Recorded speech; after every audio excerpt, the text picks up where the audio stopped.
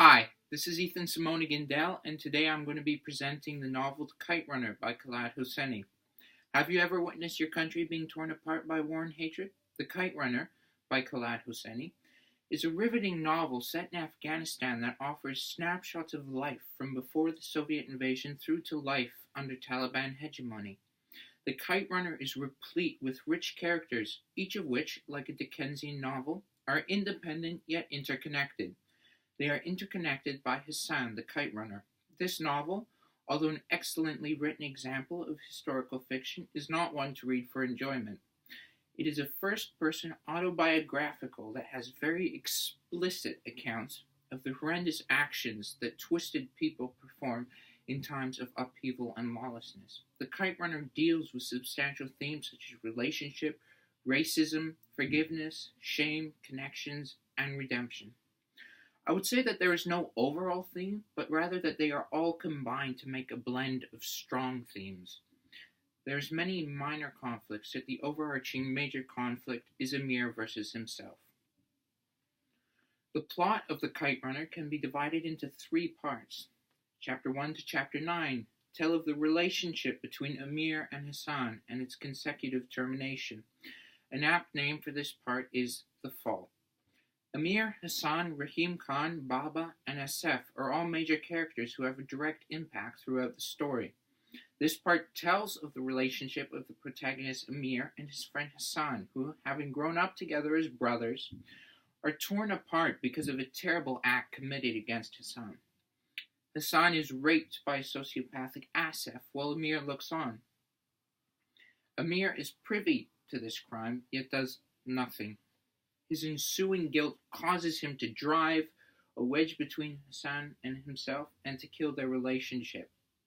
An unbroken close relationship being shattered is why I think The Fall is an appropriate name for this section of the book. At the end of Chapter 9, Hassan and Ali move away. This marks the end of the first section. The second part of The Kite Runner spans chapters 10 to 14 and could be termed The Denial. In it, Amir and Baba flee Afghanistan and set up life for themselves in San Francisco. There, Amir and Baba strive to integrate into life in a country that is alien to their own. There are ups and downs. Amir falls in love, marries a beautiful, caring wife, and fulfills his dream of becoming a storyteller. Sadly, Baba dies. Life passes uneventfully, yet mostly happily for Amir. However, there are two clouds that darken the horizons of Amir's mind. The first is the barrenness of his wife, while the second is the dark secret of what happened to his friend Hassan, and the way Amir acted shamefully because of that secret. This section marks a reprieve in the life of Amir, a break from the violence and shame and horror that Afghanistan holds for him because of his secret. The conclusion of Chapter 14 sees Amir emerging from his exile in America to go to Pakistan to see Rahim Khan, whom he has not communicated with in years. Although he does not want to, Amir goes because Rahim Khan tells him there is a way to be good again. Thus ends Part 2. Part 3 takes place between Chapter 15 to the end of the book. This section should be called Redemption. In it, Amir meets a dying Rahim Khan who tells him of life under the Russian invaders and then under the fanatical Taliban. He tells Amir that Hassan, murdered by the Taliban because he was Hazara, left behind his son. Rahim Khan also tells Amir something that can only be described as a massive plot twist. Amir and Hassan are half-brothers. At this revelation, Amir resolves to go to Kabul in Taliban-terrorized Afghanistan to find his nephew Sohrab, and to bring Sohrab to safety. Amir goes, and the horrors and sufferings he witnesses are tremendous. While in Kabul trying to rescue Sohrab, Amir encounters a demon from his childhood. Asef, a Taliban pedophile without a conscience, holds Sohrab prisoner. In a bid for Sohrab's freedom, Amir fights Asef, losing badly and literally smashed to bits. Amir, the adult, is rescued by Sohrab from Asef in the same way that Hassan rescued Amir from Asef when they were children. Having escaped from Afghanistan, Amir and Sohrab try to go through the process of getting Sohrab back to America, where Amir and his wife would adopt him. Sorab, with the prospect of possibly having to go to an orphanage as part of this adoption process, takes a razor and cuts his wrists in an attempt at suicide. What Amir had not realized was how traumatized Sorab was and how, through his experience in Kabul, he equated orphanages with sexual exploitation and unbearable shame. Amir suffers both physically at the hands of Asif and emotionally at the prospect of losing his nephew. This suffering is what marks the beginning of Amir's healing. Both Amir and Sorab heal and they return to America.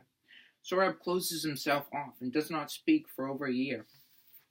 At the conclusion of the novel, Sorab begins to emerge from his protective shell when Amir and he cut a kite. It is on this note that the book ends. There is no happily ever after, but rather a hopefully ever after, for it is clear that both Amir and Sorab are healing from their pasts.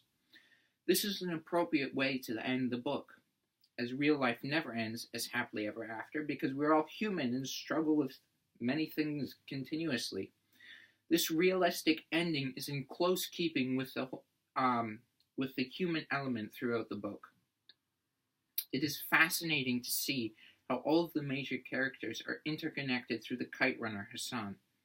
Amir is connected to Baba through Hassan and vice versa. It is through Hassan that Amir is connected to Asif. It is because of Hassan that Amir returns to see Rahim Khan in Pakistan. It is through Hassan that Amir is connected to Sorab. Through his connection with Hassan, Amir runs into Asif. Thus, the plot of the story centers around Hassan, although Amir is the protagonist. This speaks strongly of the skill of the author, as Hassan is only physically in the first part of the book, yet he is present to the last page. Conclusively, I found this book to be personally disturbing and thought-provoking. The reason for this is because I've lived overseas for most of my life, the last several of which were in Angola. Angola emerged from a fierce 27-year civil war that ended in 2002. When I read The Kite Runner, I could not help but realize that many of my Angolan friends have almost definitely experienced the horrors and injustice and shame and crime and psychological trauma that the characters of this novel have.